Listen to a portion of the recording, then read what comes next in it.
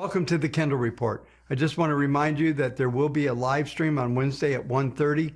I'll be going through a lot of details, talking about inflation and some other things that I still think are in play, so make sure you come to the live stream tomorrow. As we look back on Tuesday's action, we did see the market actually trade up strongly early in the session, and then it started to fade. And it faded after the news release that new home sales were off by 5.9%, down to 863,000 units. And that was somewhat of a surprise, but as I mentioned in last night's video, I thought these numbers would miss. Major news outlets were saying that it was primarily due to the higher prices, but it was actually a combination, as I mentioned last night, of a lack of inventory as well as the higher prices. We did see a bit of a cooling off in the markets. The housing market will stay in tight supply as we go forward. Nothing's going to change here for a while, especially as more and more people get back to work and start to reconsider what they're going to do going forward. So the Great Reset, if nothing else, actually caused a lot of us to look at what we're doing, where we're located, and what jobs we're going to go forward with in the future. So that's going to be a continuing theme as we go forward. We also saw the Case-Shiller numbers coming out showing a 13.3 year-over-year increase in prices. As I discussed in last night's video, I did think that was going to come in hotter than expected. It was expected to come in around 12 or so we're continuing to see that upward price pressure as we go forward. The last report that came out yesterday was consumer confidence. It was at 117.2. That was a bit lower than the 118 plus that everybody was looking for. Not a real big deal, but a lot of folks were pointing to that as the selling came into the market. I do not believe that is a material situation. Now, overnight, we're seeing some strength. The futures are climbing back. We're actually up more than we were down yesterday overnight. We'll see if they can hold those prices into the morning. As we look back on the returns from yesterday, the S&P was down minus 0.2, NASDAQ minus 0.3, and the Russell lagging again down 1%. But we look at the year-to-date numbers, this is getting interesting. The S&P is now up 11.5. The Russell is up 11.7, so the S&P has completely caught up with the Russell, and now the NASDAQ is up 6%. So I do believe we're going to continue to see this claw back in as far as the NASDAQ starting to come back up and start to rally. We're seeing some interesting things on the PPMs across the board on the indexes. I'll cover that in a few minutes, making sure you have enough information before the live stream starts to get through the morning market. I just want to mention our database. We are seeing just a rotation happen. We're staying above the 52, 53% level. I'll go through the details here in a minute, but we're just seeing a continuation of a rotation. We've actually watched this happen over the past several weeks, is that the database gets to a level, it stalls, it churns, and then it comes back in. I think this time it's going to churn and we're going to be able to move beyond and start to see more traction. So let's go ahead and take a look at the charts and see how they're set up for Wednesday morning.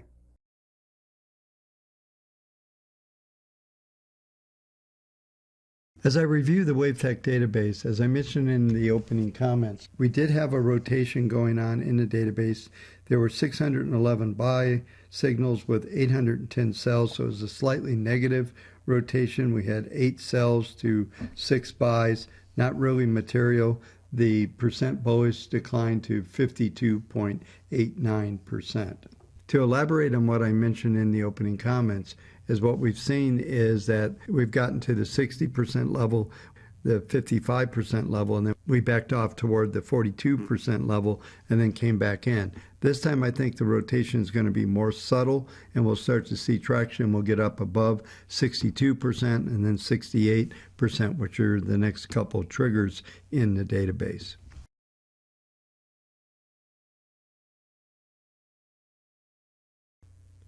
As I begin with the S&P futures, they are up 12 handles overnight, 41.97.25. We are back above all of the averages for the last 3 days. We're above the 10, 21, and 40 period moving averages. We look at the PPM1, we're seeing a hard acceleration to 0.33, which is trend mode.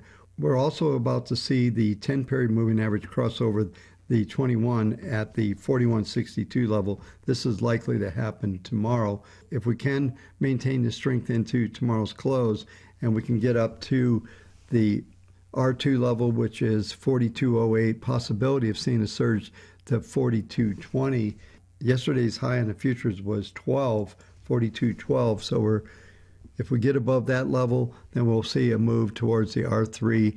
And it's going to be very easy with this lower volatility to even see an RXT number 42.30. Now, there's really not any news coming out that's likely to trigger that. The formation and the PPMs are suggesting we're about to start a next surge to the upside. Reviewing the SPX, it is set up to show the same thing as when we come in tomorrow. We should see PPM1 accelerate similar to what's happened in the futures, and we should start to see PPM2 and 3 turn up and start to show that acceleration to the upside.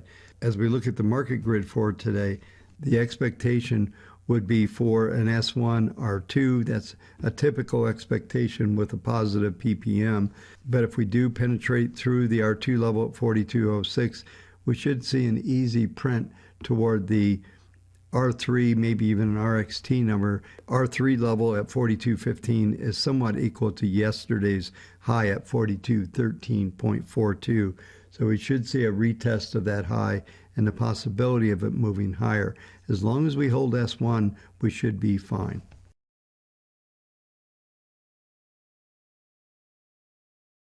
Next market I'll cover are NASDAQ futures.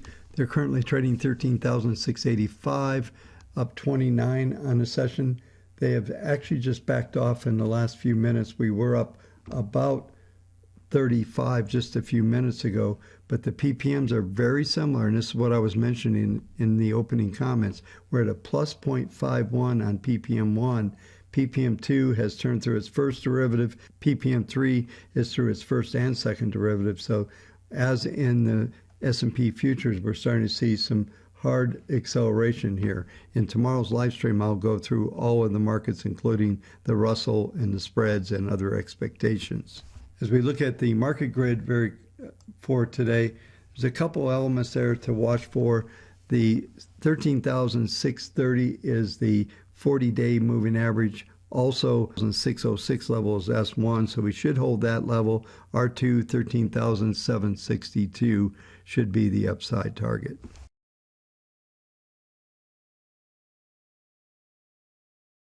The final market I'll cover is gold. Gold had a huge outside reversal day yesterday.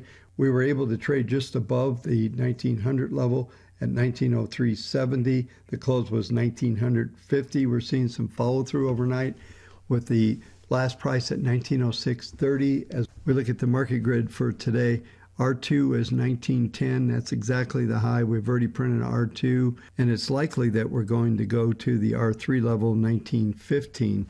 There's a number of things that are happening here, and the next target from a Fibonacci viewpoint is at 1939. So this market continues to be very strong as these trends are starting to emerge, as all three of the PPMs are in trend levels now on the daily charts. I will go into great detail in this market in tomorrow's live stream, going all the way into the long-term expectations for this market. This will complete the video. We'll see you at the live stream tomorrow at 1:30 on Wednesday. Thanks for watching. Hey folks, if you enjoyed this content, make sure you subscribe, hit that like button and the notification bell so you'll know when I do these videos.